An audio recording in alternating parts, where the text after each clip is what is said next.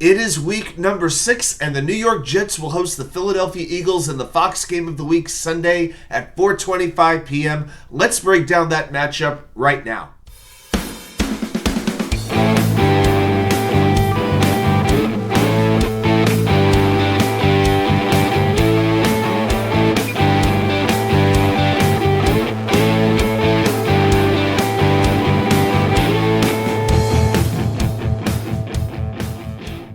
And welcome back to New York Sports WickerMedia. I'm Wa2K99. Thank you as always for taking the time to watch these videos.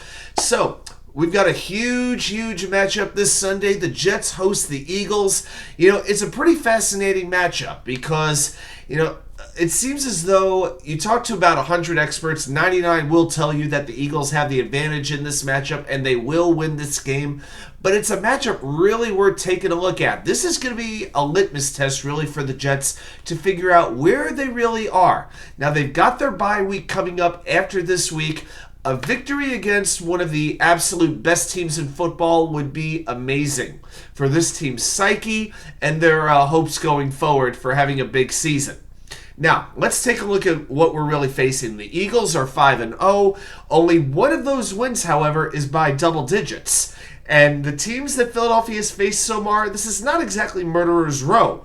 They've been the Patriots, the Vikings, the Buccaneers, the Commanders, and the Rams. Okay, this is not exactly San Francisco, Kansas City, or Buffalo we're talking about here. All those teams are coming up later for them down the road. The Eagles are facing the very difficult part of their schedule starting after this week. So the Eagles face Miami the week after the Jets. So some people are hoping, well, maybe the Eagles are going to overlook the Jets and look ahead to Miami and this crazy part of their schedule coming up. You can't count on that. Nick Sirianni is a very good head coach. I think he's going to have his team focused. I don't think the Eagles are the type of team that overlooks an opponent. But the Jets are 2-3. As I mentioned, their bye's coming up. I think this is their toughest remaining game on their schedule. Not Buffalo, not Miami, not anybody else.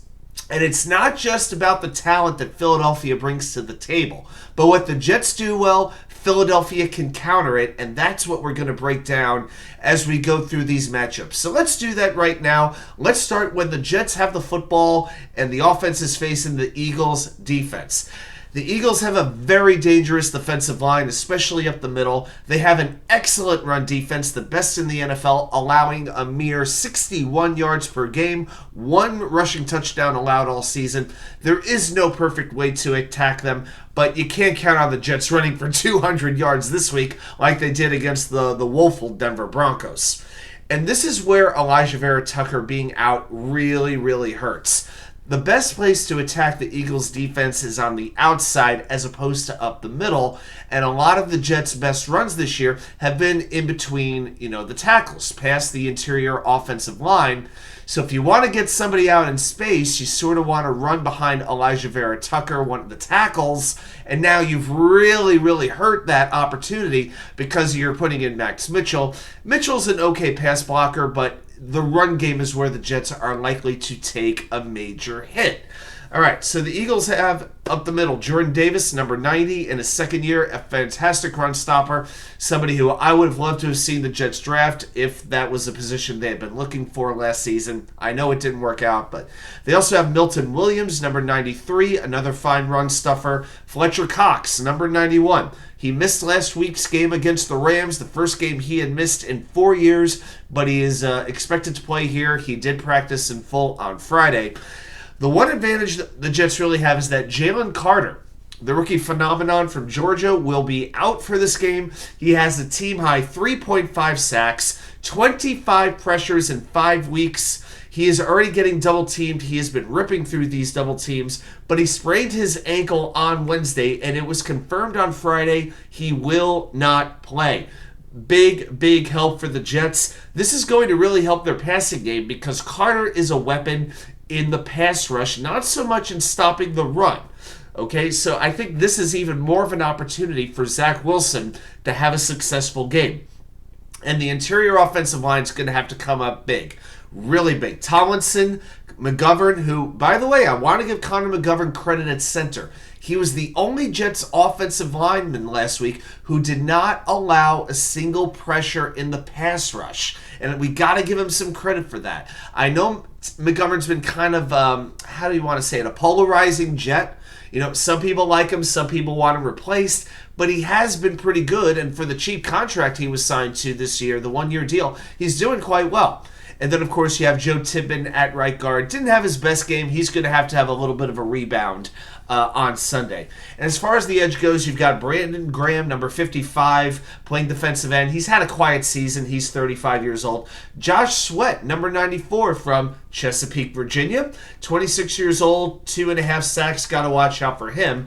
And, of course, at linebacker, you've got Hassan Reddick, number 7, who emerged as an absolute star last season. He's got 3 sacks this year. Now, also at linebacker, you've got Nicholasmorrow, number 41. He's got 6 tackles for a loss and 3 sacks. So watch out for number 41, one of the good run stoppers when you get to that second level, once you get past that defensive line. Now, I want to spend a moment here on the secondary. This is really interesting. They have given up some good plays this year, some big plays this year, despite their level of talent. Normally, you'd have a very good 1-2 punch at cornerback with James Bradbury and Dariusslay. Well, that will not be the case this week. Dariusslay will miss this game with a knee injury. And at safety, you've got reedblankenship, number 32. He's got 23 solo tackles, 6 passes defensed, and one of the team's 2 interceptions only. So the Eagles, they are not really a team that takes the ball away. They just flat out just stop you. It's pretty much that simple. But one weakness the Eagles do have is against tight ends. So I think this is a game where you can look for Tyler Conklin to be targeted on a regular basis. And even though we haven't seen C.J. Uzomah or a Jeremy Rucker targeted very frequently, they might get 1 or 2 catches per game. Maybe you could use them a little bit more. So maybe you want to go to a 2 tight end formation a little bit more. I'll be interested to see if Nathaniel Hackett decides to dial that up. I feel like almost every week I'm calling for 2 tight ends, right? But this is a time when it might make some sense. But with that very good run defense, this is a game where Zach Wilson is going to have to make plays for the Jets to win. Last week, the comparison I heard was Mark Sanchez. He was playing like Sanchez, very efficient, completing the passes, not really hurting the team, but not really taking the team on his back. I think this week he's going to have to take the team on his back a little bit more. He's going to have to know when to run with the ball. He's going to have to know when to throw, and most of all, who to throw the ball to. For me, the most frustrating thing about Zach Wilson at this point in his career is that there's still too many times when there's open receivers and he just doesn't see them. Or he sees them, but maybe mentally he's focused on another receiver, and that's where he delivers the ball. That can't happen this week, guys. He can't be doing that. He has to take advantage of whatever opportunities he can get against a very good Philadelphia team. Oh, and let's go back to the red zone. Heaven forbid we don't mention that. So the Jets are converting under 31% of their red zone trips into touchdowns. Now, if you want to be about in the average, the top 15 in the league, you're around 57% conversion. So the Jets are a long way off. By the way, just to give you a comparison, Miami is converting 76%. Buffalo is converting 72%. Okay? So the careful play calling will not work. I think a lot of times the Jets are throwing either very, very short passes or they're just running up the middle. How many times do we really see the Jets throw the ball into the end zone in these spots? So that's what I'm talking about, where you're going to have Zach take a few chances. I know it's a little bit risky, but you have to balance the risk versus reward, because when you play not to lose, what happens? You almost always lose, especially when you're playing an excellent team. So let's see some play action. The play action has worked very well for the Jets. Last week, the Jets tried only 3 play action passes, but they completed all 3 of them. Maybe a screen pass here and there, but I always think the Jets are doing their best when they're getting creative at the right times. So I'll be fascinated to see this game plan from Nathaniel Hackett. Okay, spent a lot of time on the offense, didn't we? Well, let's do what we always do. Let's flip the script. Eagles offense against the Jets defense.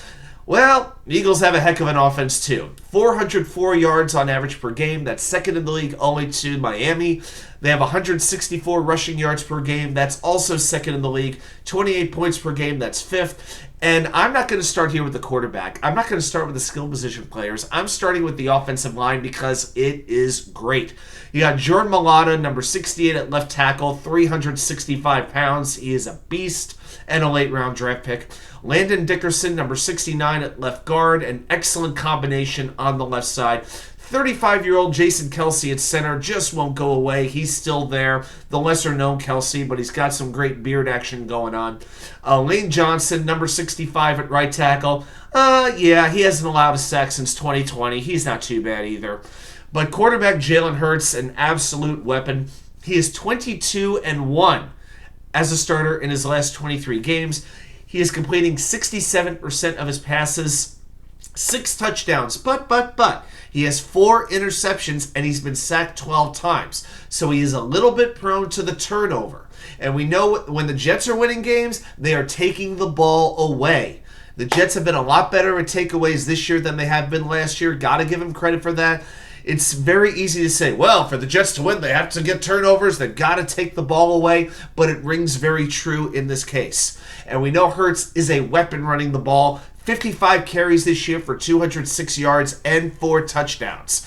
The Jets have got to keep him in the pocket and make him beat them throwing the ball. They cannot let him beat them with his legs. Because what have we seen so far this year from the Jets defense? We've seen Josh Allen run. We've seen Patrick Mahomes run. We even saw Russell Wilson run, especially in the first half last year, especially on third down. We've talked about the third down struggles this defense has had, and a lot of it has been through mobile quarterbacks, and Jalen Hurts may be the most dangerous one of all that the Jets are going to see on their schedule this season.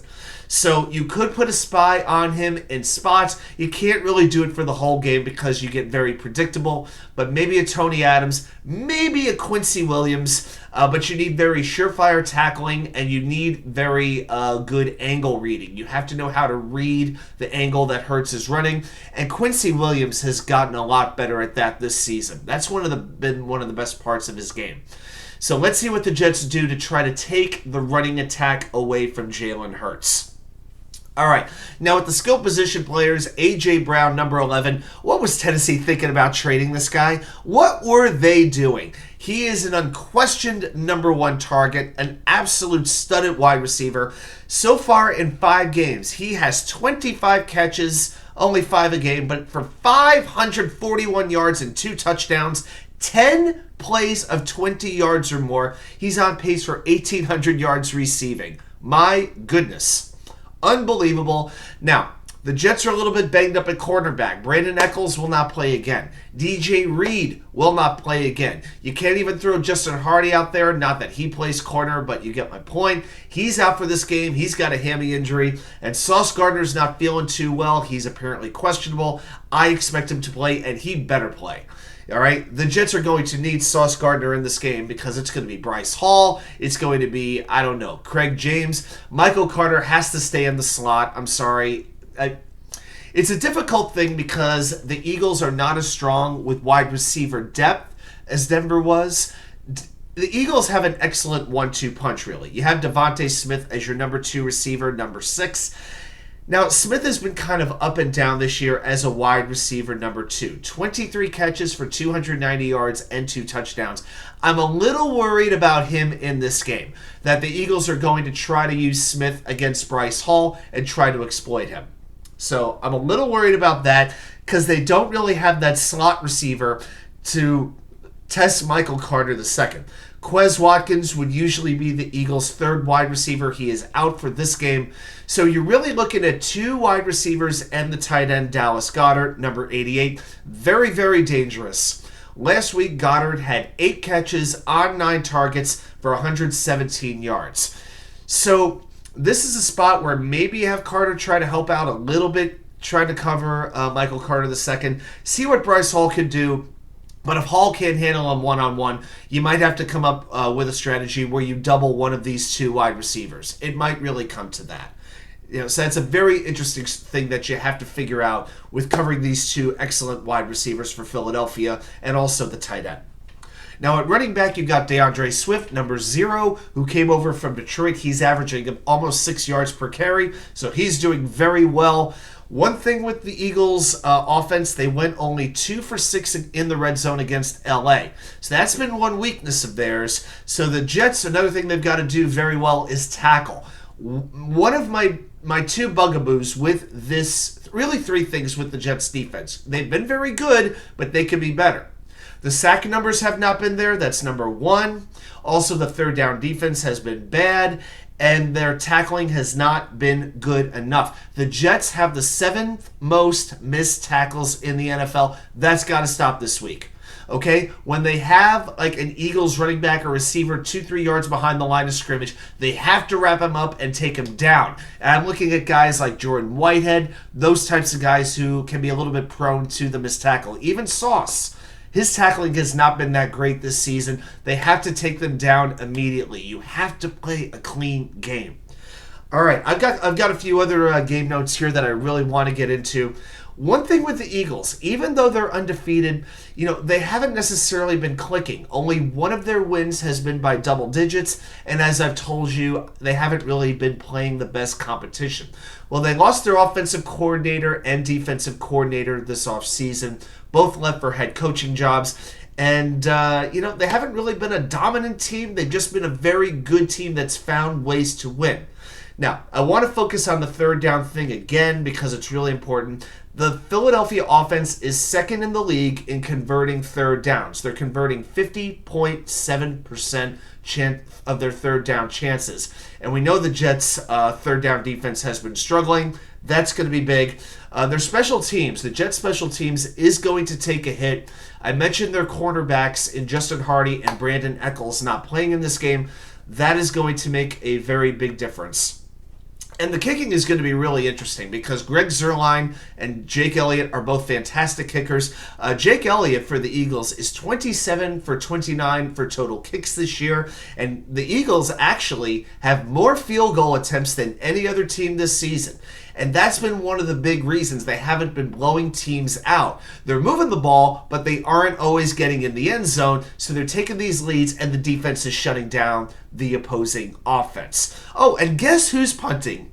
Our old buddy Braden Mann. Braden Mann still hanging out. Yep, last week he had 1 punt for 41 yards. Hey, the thing is, the Eagles' offense is so good that he rarely needs to punt. But it will be pretty fascinating if Braden Mann has to come on the field to punt the ball away.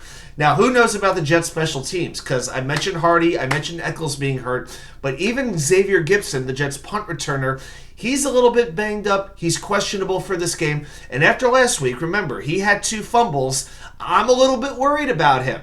Because here's the thing. If Gibson doesn't play, maybe, just maybe, McCole Hardman will be active for this game, and maybe he'll do the returning. Let's see what happens there. But actually, I want to give just credit for a second to Greg Zuerlein and to the Jets punter, Thomas Morstead. They've been excellent. I think the best punter-kicker combination the Jets have had in well over a decade. Maybe going back to Steve Weatherford and Nick Folk, and they may be even better than that combination too. But yeah, the Jets special teams have been really, really good. So it's going to be a heck of a matchup. I think it's going to be a very, very challenging one. The Jets, like I said, are going to have to play 60 minutes, get off to that quick start. The defense, this cannot be a spot where the Jets defense takes a quarter to get going. They need to come out, put their foot on the gas, and go. And you know what? If that means for a change, if the Jets win the toss, maybe they start this game with the football. The Jets almost always defer and give the ball to the other team's offense. Maybe this is a situation where you want to give the ball to the offense and get off to a quick start and maybe set the table a little bit for the defense. Why not? Because what they've been doing has not been working for a start. The Jets have still not scored a touchdown in the first quarter this season. Let's see that change on Sunday. Okay, for my Virginia Jets fans, a couple news and notes. We'll be at AJ Gators. It's a 4:25 game time start. I will be hosting halftime trivia. So if you're interested in playing, awesome. Come by and talk to me before the 2-minute warning. And then we'll pick 3 random names. The category will be jersey numbers. So I'll name a Jets player, and you tell me what number they wore, and we'll see who wins. And also, if you have some door prizes that you would like to donate to this group, feel free to bring them by. We're getting a little bit low on the door prizes, so your donations are always very much appreciated. Thanks so much, everybody, for watching, and I'll see you right back here with more content from you know where, the Wicker Chair.